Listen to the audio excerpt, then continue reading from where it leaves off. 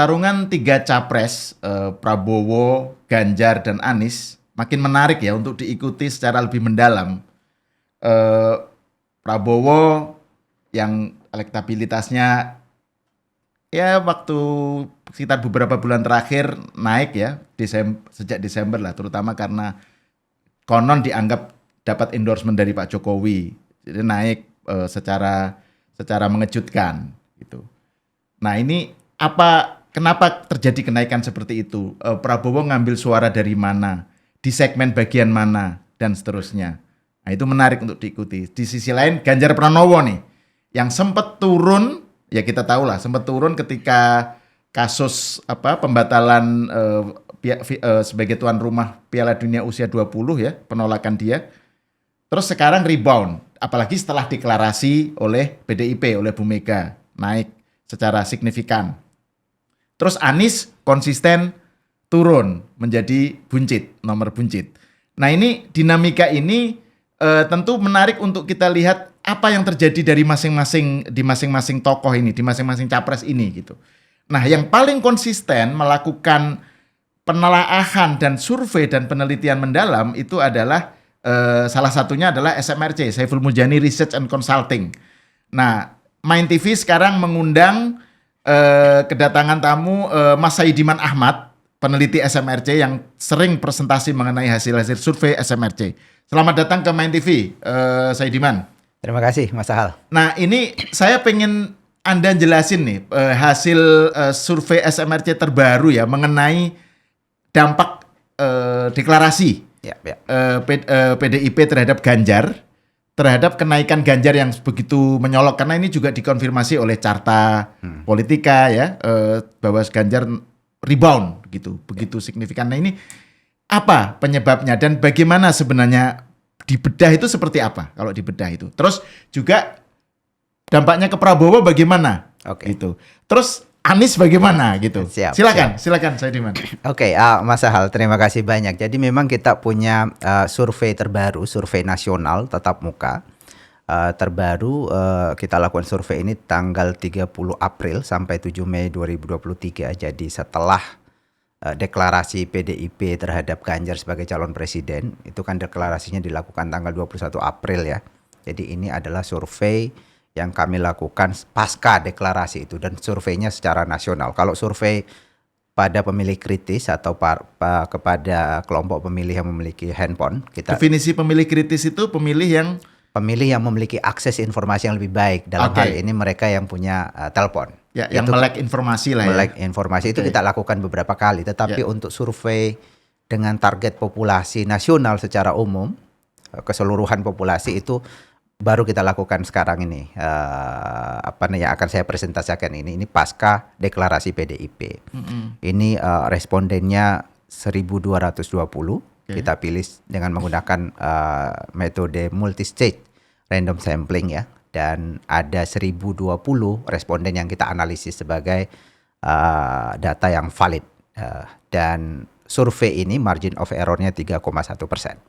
Nah, tadi Mas Sahal menyebut perkembangan pilihan warga terhadap setidaknya kepada 3 nama yang paling populer, yang konsisten di dalam berbagai macam temuan survei.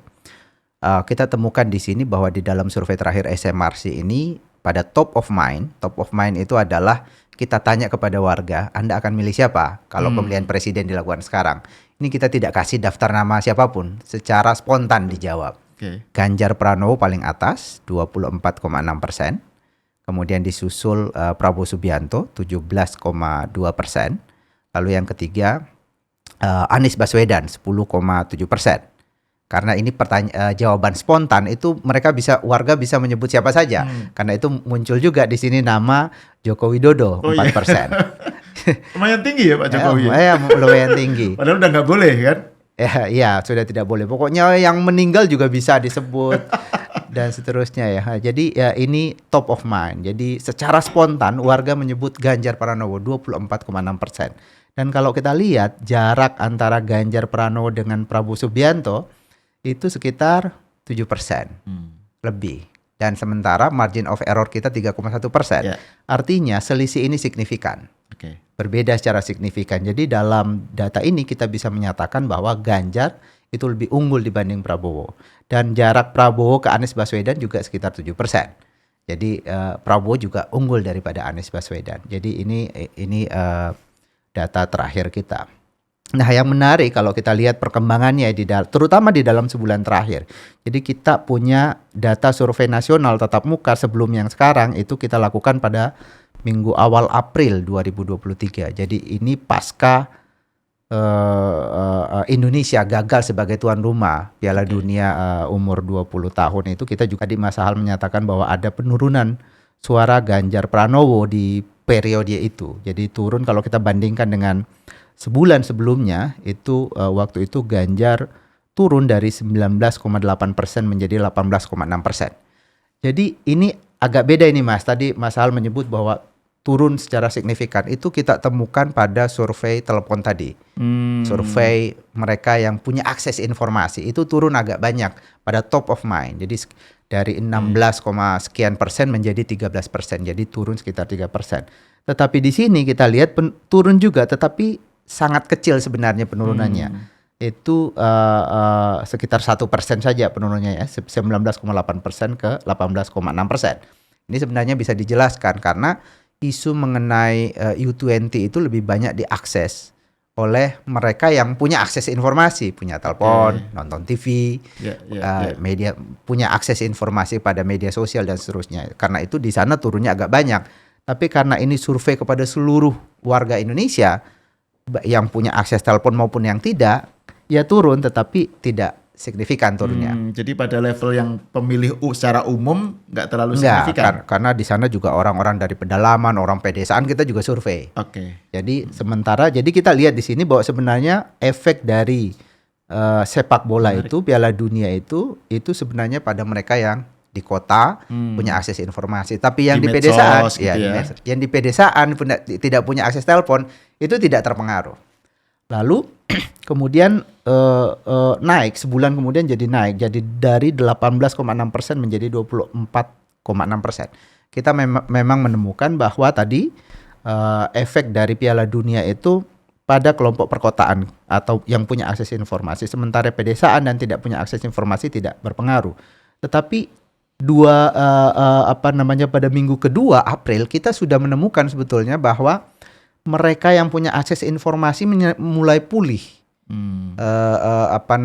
Ganjar mulai pulih pada kelompok pemilih itu. Kemudian setelah itu ada deklarasi PDIP, ada momentum deklarasi PDIP pada 21 April yang tadi sudah pulih di perkotaan itu kemudian menjadi lebih meningkat. Jadi dia bukan suara Ganjar tidak hanya pulih di perkotaan tetapi meningkat di perkotaan dan juga di pedesaan karena ada efek dari sosialisasi dan itu dibicarakan oleh publik secara masif ya, deklarasi itu. Kemudian itu yang menyebabkan kenapa ada kenaikan sangat signifikan dari 18,6% ke 24,6% dalam sebulan terakhir. Deklarasinya menjelang Lebaran lagi kan?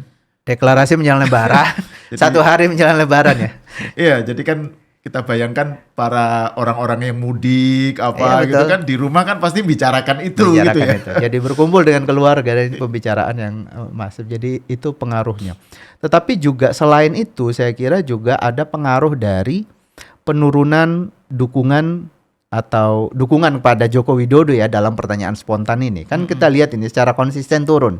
Bukan hanya sebulan terakhir ya, dari 9,5% di sebulan terakhir ke 4%. Kalau kita ukurnya dari 2 tahun terakhir itu turun dari 27,6% ke 4%. Sebaliknya dengan Ganjar itu naik dari 5,9% ke 24,6%. Jadi kita lihat gitu menyilang gitu ya. Jadi ketika dukungan pada Joko Widodo turun, Ganjar naik. Jadi kita bisa simpulkan dari sini bahwa Ganjar suara yang awalnya mendukung Jokowi itu mulai beralih pelan-pelan ke Ganjar. Dan itu terjadi cukup masif dalam sebulan terakhir. Saya kira ini juga deklarasi itu juga bisa menjadi penjelasan terhadap fenomena ini. Karena sebelumnya mungkin cukup banyak warga atau pendukung Pak Jokowi agak ragu nih. Ini Ganjar Pranowo mau maju atau tidak? Ada partai akan mendukung atau tidak? Jadi deklarasi itu menghilangkan efek keraguan itu. ketidakjelasan apakah Ganjar Pranowo maju atau tidak, itu juga yang menjelaskan. Sementara tadi dikatakan oleh Mas Sahal, memang sejak Desember ya 4 atau 5 bulan terakhir memang ada penguatan suara pada Prabowo Subianto. Dan ada macam-macam penjelasannya, bisa jadi ya tadi disebutkan oleh Mas Sahal karena dia terlihat dekat dengan Pak Jokowi ya. Mungkin sebagian pendukung Pak Jokowi juga ke dia. Tetapi juga harus dilihat juga dari aspek sosialisasi yang cukup masif dilakukan oleh Prabowo Subianto ya, dalam Oleh Gerindra maksudnya. oleh tim Prabowo Tim maupun Prabowo. oleh Gerindra ya, Oke, dalam beberapa bulan terakhir. Ada spanduk, baliho di mana-mana. Kemudian juga penampilan dia di TV juga cukup masif dalam beberapa bulan terakhir. Nah, ini data top of mind Mas Sahal. Tapi top of mind itu kan semua orang bisa masuk ya. Ya. Tapi kalau kita mau mengerucutkan pada tokoh-tokoh yang kemungkinan menjadi calon presiden, ya kita juga bisa lihat. Misalnya sekarang kan masih ada sekitar 4 lah sekarang tokoh yang masih disebut-sebut sebagai calon presiden. Selain Ganjar Pranowo yang sudah dideklarasikan PDIP dan P3, ada Prabowo Subianto yang sudah didukung Gerindra dan juga terakhir kemarin oleh PKB ya. Anies Baswedan oleh Koalisi Perubahan.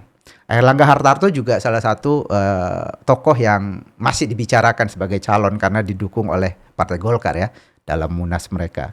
Jadi kalau kita ukur dari 4 nama yang sekarang potensial menjadi calon presiden, ini datanya. Ganjar Pranowo konsisten di atas. Jaraknya dengan Prabowo itu masih sekitar 7%. Ganjar Pranowo 38,1%, Prabowo Subianto 31,3%, Anies Baswedan 19,4%, Airlangga Hartarto 1,7%. Yang tidak tahu tidak jawab 9 ya. Ya, masih ada 9%. 9,5. Ya, tadi kan yang awal tadi itu yang tidak jawab tidak tahu masih 37%. Ya, ini kan karena spontan kan? Ya. Nah, kalau ini kita kasih 4 nama ya begini posisinya. Dan konsisten dengan itu ada perubahan pada Ganjar Pranowo. Kalau kita ukur dari tahun lalu itu terjadi kenaikan ya, cukup signifikan. Kemudian dalam sebulan terakhir atau 2 bulan terakhir itu juga sama mengalami kenaikan. Sementara Prabowo Subianto juga mengalami kenaikan. Sementara Anies Baswedan menurun. Nah, kalau kita ukur 3 nama, karena sudah ada koalisi-koalisi partai yang mendukung mereka, ini menarik. Nah, ini datanya. Sekarang Ganjar Pranowo sudah 39,2%. Ini lagi-lagi bedanya dengan Prabowo Subianto 7%, masa. Jadi Prabowo Subianto 32,1%, Anies Baswedan 19,7%, dan yang tidak jawab 8,9%. Nah, ini data perkembangannya ya.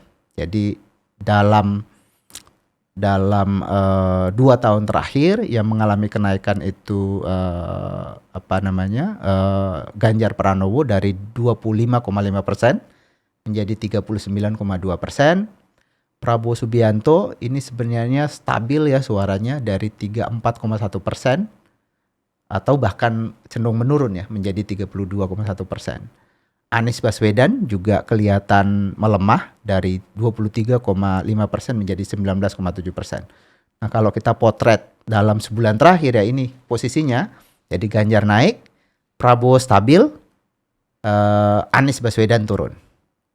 Kemudian yang tidak tahunya juga turun. Jadi dari data kita potong dari sebulan terakhir, kita bisa mengatakan bahwa peningkatan suara Ganjar itu ngambil dari yang pertama dari yang sebelumnya tidak tahu, tidak jawab karena turun sedikit, kemudian dari Anies Baswedan. Jadi bisa juga pindah ternyata pendukung Anies Baswedan ke Ganjar. Jadi ada pendukung Anies Baswedan yang pindah ke Ganjar ada. Nggak sepenuhnya ke Prabowo. Nggak gitu sepenuhnya. Ya? Kalau kita lihat kan Prabowo stabil dalam sebulan terakhir dari 31,5% menjadi 32. Itu artinya kan stabil. Ya. Sementara penurunan Anies Baswedan itu cukup dalam dari 24,2% ke 19%. Itu artinya ya ke Ganjar pindahnya. Kemudian pertanyaannya adalah kira-kira apa yang menjelaskan ya perpindahan atau peningkatan suara Ganjar dan kemudian suara Anies dan Prabowo sekarang. Kalau dilihat dari survei itu kita lihat ada efek popularitas atau kedikenalan tokoh.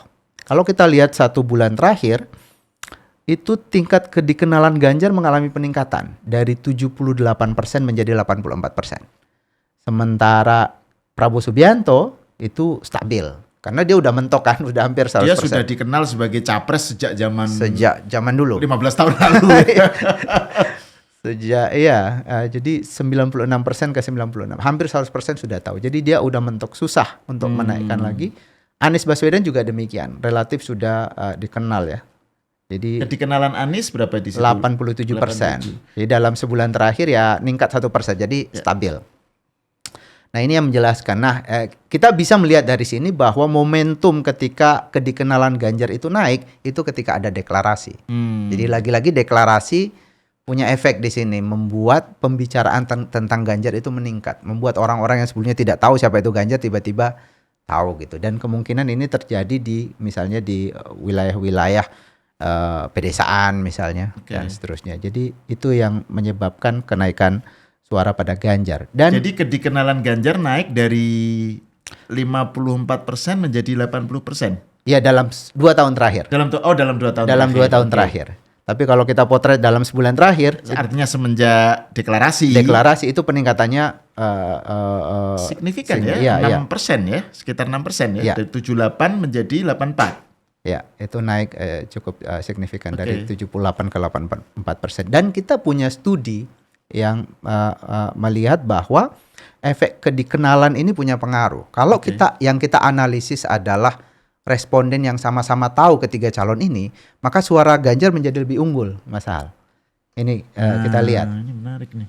Kalau kita analisis semua responden kan tadi dalam 3 nama Ganjar itu mendapatkan dukungan 39,2%, Prabowo 32,1%, Anies 19,7%. Ini untuk responden semua. Okay. Tapi kalau yang kita analisis hanya responden yang tahu ketiga nama itu, suara Ganjar menjadi 44,7%, Prabowo Subianto menurun jadi 28,2%, Anies Baswedan 21,4%. Jadi kita bisa membayangkan ke depan kan ketiga calon ini akan dikenal lebih banyak oleh publik kan, karena ada sosialisasi bukan hanya dari timnya tetapi juga dari KPU akan sosialisasi dan seterusnya.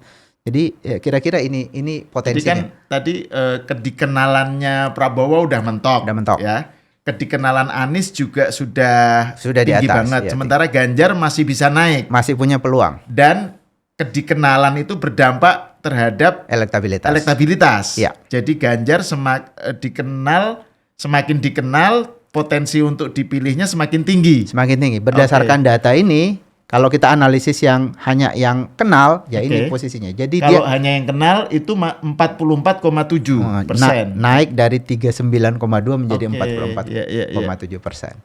Kira-kira itu Mas Haldar. Jadi kalau dikatakan bahwa ini apakah ada efek deklarasi, efeknya pada kedikenalan itu yang kemudian karena dia semakin dikenal jadi suaranya kemudian meningkat. Itu berarti dengan sisa waktu yang ada sekarang kan kita masih ada waktu berapa bulan ya? Ya. Itu menurut Bung Saidiman kira-kira apa yang akan dilakukan oleh 3 capres ini ya menyiasati situasi seperti sekarang ini, soal kedikenalan, soal dinamika elektabilitas yang seperti yang terjadi sekarang gitu. Menurut Anda itu kira-kira tim Ganjar mau ngapain? Terus Prabowo bagaimana gitu? Terus Anies yang sudah makin menurun itu kira-kira dia ngapain? Ya pertama untuk Ganjar ini kalau kita lihat dari aspek kedikenalan itu dia masih punya ruang yang lebih besar terutama dibanding Prabowo Subianto ya dan Anies Baswedan. Jadi kalau dia memperluas kampanye atau sosialisasi ke warga yang belum kenal atau warga di pedesaan. Terutama di daerah mana itu, Man? Tidak dikenalnya Ganjar itu, kurang dikenalnya Ganjar itu. Pasti secara umum kalau kita lihat dari sisi demografi ada daerah-daerah yang tidak punya akses informasi yang lebih baik. Jadi kalau sosialisasi ke sana ya itu bisa meningkatkan kedikenalan itu. Tapi itu satu aspek Mas Hal. Saya juga melihat bahwa ketika terjadi perubahan suara ini di mana Ganjar naik, Anies turun, itu juga saya melihat ini terjadi ketika momentum approval rating atau tingkat kepuasan publik pada pemerintahan Jokowi juga mengalami peningkatan.